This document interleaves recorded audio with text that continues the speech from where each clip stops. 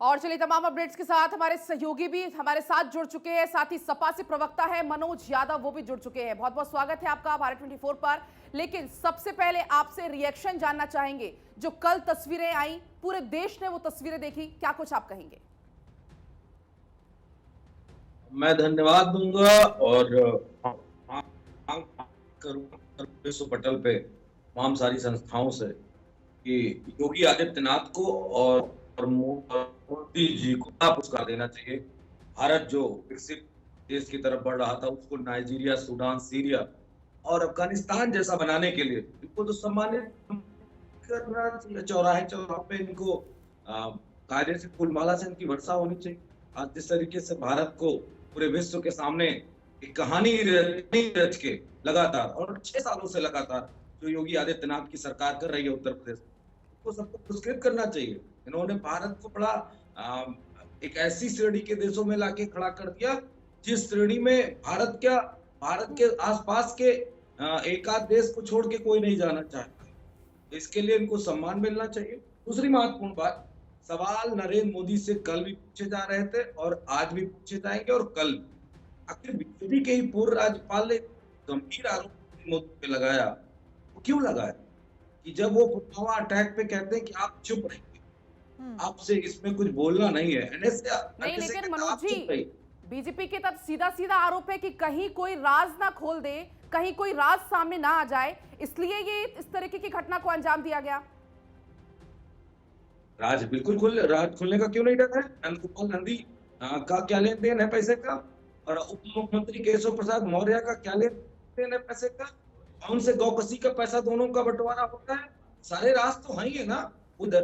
राज तो अब तो दफन हो गए, इसीलिए सबको मारा जा रहा है। ये सूटों को किसने नहीं, उत्साहित लेकिन किया था? इस शूटआउट से बीजेपी का क्या फायदा होगा? बीजेपी की तो खुद थू हो रही है। अरे हिंदू मुसलमान जो चटनी चाट रहा है पूरा देश और प्रदेश, वो क्या किसी से छुपा है क्या? आपसे छुपा है क्या? ये ध्रुवीकरण करके किसको फायदा नुकसान होता है? ये बात का नहीं, लेकिन बीजेपी बेहतर का तो ये भी समझते हैं। कहना है ना कि मुस्लिम वोटर्स को अपने तरफ बटोरने के लिए, अपने तरफ साधने के लिए इस तरीके की हत्याकांड को अंजाम दिलवाया गया। पसमानदा मुसलमानों को अपने फेवर में लाने के लिए हमने कोई स्कीम निकाली है क्या? देश के प्रधानमंत्री नरेंद्र मोदी ने क्या बात कही? मुस्लिम मित्र बनाने की बात किसने कही है? आप लोग क्यों इस तरह की बात कह रहे हैं? बीजेपी कहाँ है इस डिबेट में? क्यों गायब है? तो क्यों तो नहीं आप मतलब लोगों ने मनोज बुलाया? जी, आपका ये कहना है कि सीधे तौर पर भारतीय जनता पार्टी ही इस हत्याकांड के कहीं ना कहीं पीछे उनका हाथ है और उन्होंने इसको अंजाम दिलवाया। आपको मैं बड़ी बात बता रहा हूँ, आपके चैनल के माध्यम से आप ब्रेकिंग चला सकते हैं। वो जो प्रसाद आ रहा है एडीजे लॉ एंड ऑर्डर फंसने वाले, उनका पूरे आदेश है। जब सवाल पूछा गया हो नरेंद्र मोदी से, पाल ने पूछा 40 हमारे सीआरपीएफ उड़ा के बम से हत्या कर दी गई, तो उस पर क्यों सरकार खामोश है? उस सवाल से छिपने के लिए इस घटना को अंजाम दिया गया। समाजवादी पार्टी किसी अपराधी का समर्थन नहीं करती है, लेकिन इस तरह की घटना से आप एक पत्रकार की हैसियत से कह सकती हैं देश का मान सम्मान नहीं बढ़ने वाला, देश को अपमानित, और देश के ये जो लाए थे अभी कौन सा क्या बता रहे थे कि 35 लाख करोड़ रुपए उत्तर प्रदेश में इन्वेस्टमेंट के लिए लाए थे, यही दिखा के लाएंगे क्या? कौन आएगा? अच्छा, एक अतीक मर गया, ये जो मारने वाले ये दूसरा अतीक पैदा हो गया, नहीं हो गया? आप क्या मेरी बात को डिनाई करेंगे? ये दूसरा अतीक पैदा हो गया, इसी तरह अतीक जन्म लिया था। किसी एक माफिया को मारा था उसने, बड़े माफिया को, अपने बहुत कम उम्र में। आज यही छोटे छोटे लड़के जो ये इनको अतीक बना दिया गया। मनोज जी, सवाल तो हमलावरों के ऊपर भी उठ रहे हैं। आरोप प्रत्यारोप का दौर तो लगातार जारी रहेगा, चाहे वो सत्ताधारी पार्टी हो चाहे वो विपक्षी पार्टी हो, और आरोप लगाना भी लाजमी है। और वहीं देखिए हमलावर, मैं कन्हैया हमारे साथ जुड़े हुए हैं, हमारे सहयोगी, मैं कन्हैया का रुख करूंगी। कन्हैया, शूटरों के ऊपर भी देखिए उनका बैकग्राउंड अगर देखा जाए तो ऑलरेडी कई सारे केसेस उन शूटर्स के ऊपर दर्ज है, यानी कि एक क्रिमिनल हिस्ट्री उनकी ऑलरेडी रही है। उनके परिवार द्वारा भी कहा गया है कि एक शूटर के पिता ने आके बोला कि हमारा बेटे को हमने त्याग रखा है, हमारा कोई उससे कांटेक्ट नहीं है। क्रिमिनल हिस्ट्री उनकी पहले से रही है। कन्हैया से मैं सवाल करूं। देखिए, आप देखिए, आपको बता दूं कि अगर इस तरीके की जो घटना सामने आई है, अतीक अहमद और जो अशरफ हैं, वो कोई ऐसा नहीं है कि बहुत बड़े क्रांतिकारी थे या कोई बहुत बड़ा नाम था। वो भी एक जघन्य अपराधी थे जिनको रिमांड पर पुलिस ने लिया था और उनके साथ वही घटनाएं हुई है जिस तरीके की घटनाओं को उन लोगों ने अंजाम दिया था। और अगर हम बात करें इस घटना में जितने भी आरोपी थे, तीनों आरोपी पुलिस के गिरफ्त में है। पुलिस लगातार उनसे पूछताछ कर रही है। कोई राजनीतिक संरक्षण नहीं है। उनसे पूछताछ के बाद से ये सामने आएगा कि आखिरकार उन्होंने इस घटना को अंजाम क्यों दिया है, कहां पर वो रुके थे और किस तरीके से उन्होंने इसकी पूरी रूपरेखा तय की थी। ये तो जांच के बाद ये साफ होगा। देखिए, जो विपक्षी दल है, जो विपक्ष है, वो लगातार उनका आरोप लगाने और आरोप प्रत्यारोप का ये उनका मौलिक अधिकार है कि सरकार का विरोध करना है, सरकार का हर पहलू पे विरोध करना है, चाहे वो किसी भी मुद्दे की बात करें।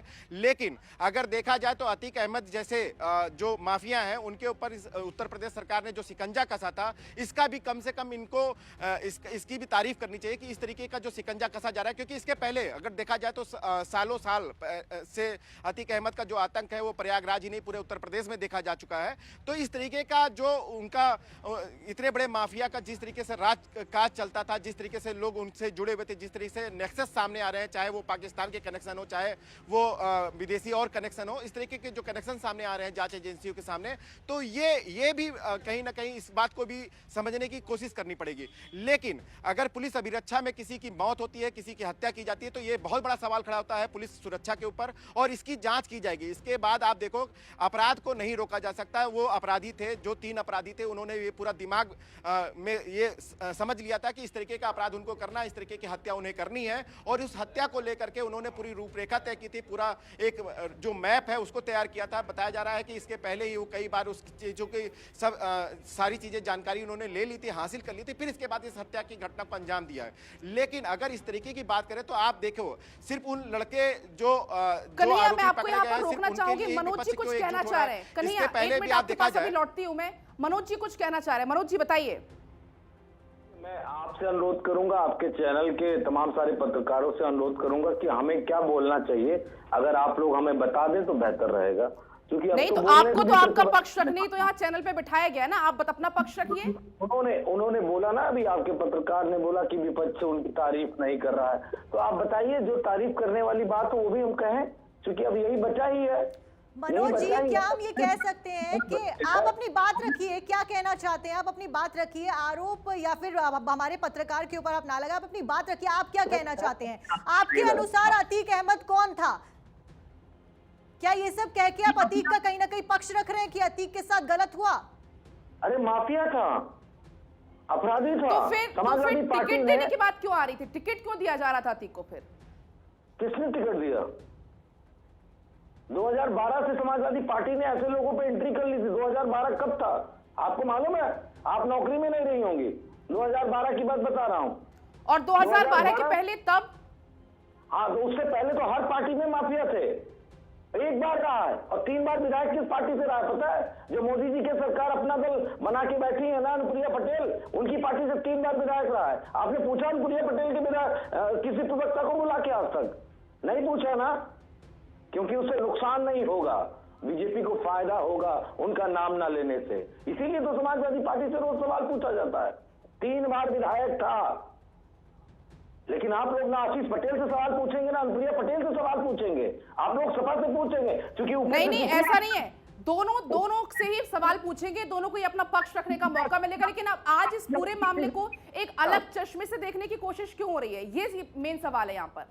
देखिए, मैं आपको स्पष्ट कर दूं, और कल रात से मैं खौफजदा हूं। खौफजदा इसलिए हूं कि मैं भी सरकार से तीखे सवाल पूछता हूं। आपके पत्रकार नहीं हो सकते हैं, क्योंकि वो सरकार से तीखे सवाल नहीं पूछते हैं। कल को कोई पत्रकार आएगा, आईडी लेके कहेगा मनोज जी मुझे बाइक दे दीजिए, और मुझे गोली मार के चला जाएगा। किसी को भी वो प्रशांत कुमार जो एडीजी लॉ एंड ऑर्डर देख सकता है। मनोज जी, सवाल कैसे पूछ रहे हो? मनोज जी देखिए, ये वक्त ऐसा संवेदनशील वक्त है जब हमलावर, देखिए मीडिया के बेस में तो कोई भी आ सकता है, मीडिया की आड़ में इस हमले को अंजाम दिया गया।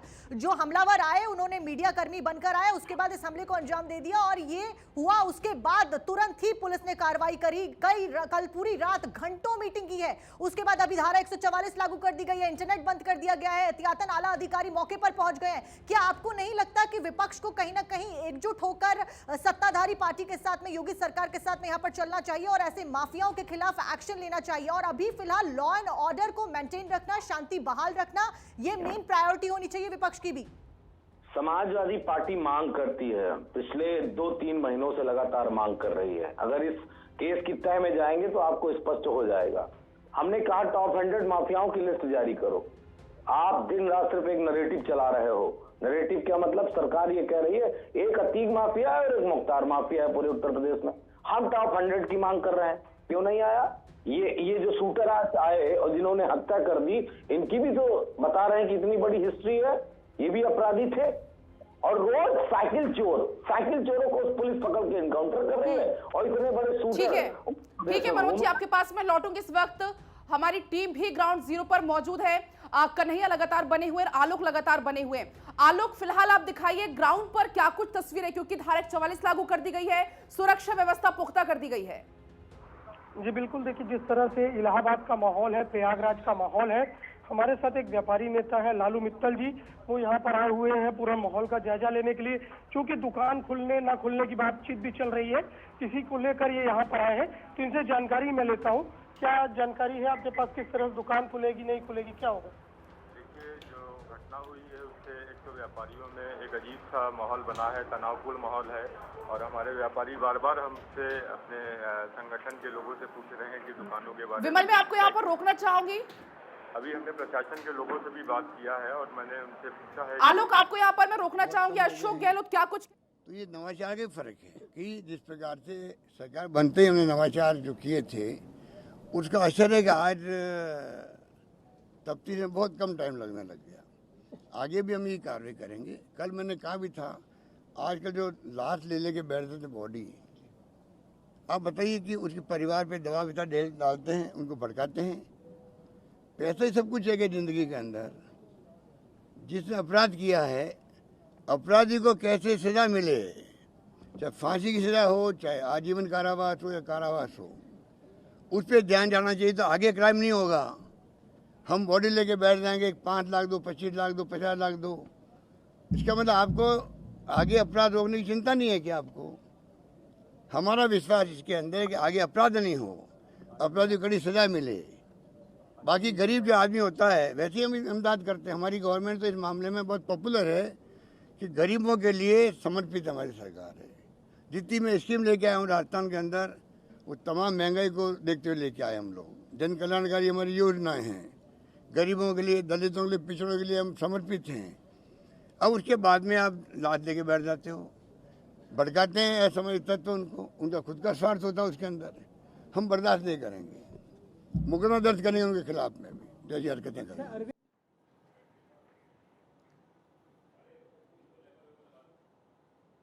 तो देखिए, ये अशोक गहलोत को, राजस्थान के सीएम को हम सुन रहे थे। और हमारे संवाददाता, हमारे सहयोगी लगातार ग्राउंड से पल पल की अपडेट्स हमारे पास पहुंचा रहे हैं। अतीक के केस से जुड़ी हुई आलोक के पास मैं जानना चाहूंगी। आलोक, क्या कुछ स्थिति फिलहाल ग्राउंड पर देखने को मिल रही है? और लगातार देखिए, ये समय ऐसा है जब सभी पार्टियों को एकजुट होकर कहीं ना कहीं शांति को मेंटेन रखने के लिए प्रयास करना चाहिए, लेकिन यहाँ पर तो सियासत गरमाने लगी है और आरोप प्रत्यारोप का दौर जो है वो तेज होता हुआ नजर आ रहा है।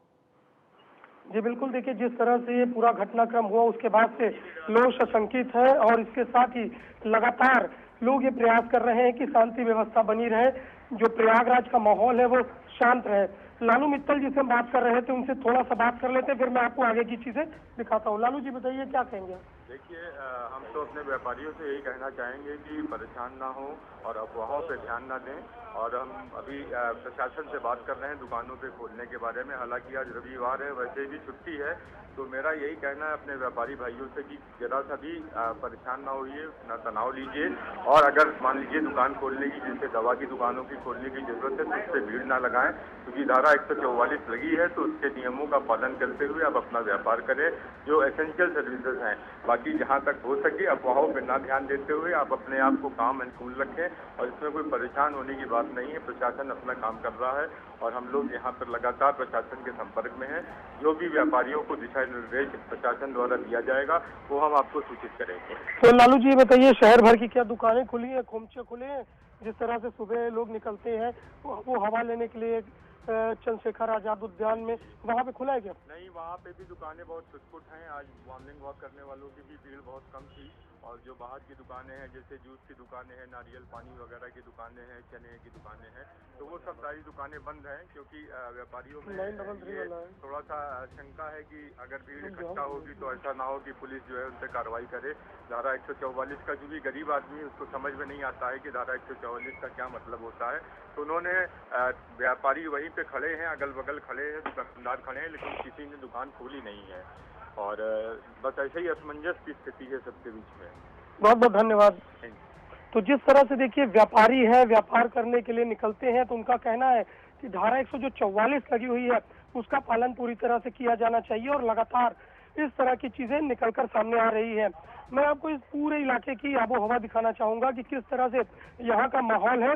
मैं अपने कैमरा पर्सन धीरज कुमार से बोलूंगा कि वो दिखाए कि यहाँ पर क्या स्थिति है और किस तरह से यहाँ का माहौल है। तो ये देखिए, ये काल्बन अस्पताल का मेन गेट है और इसी गेट के अंदर अतीक और असरफ शूट आउट कांड हुआ है और इससे पूरी व्यवस्थाएं चाक चौबंद की गई है, जहां पर किसी भी बाहरी व्यक्ति को नहीं आने दिया जा रहा है।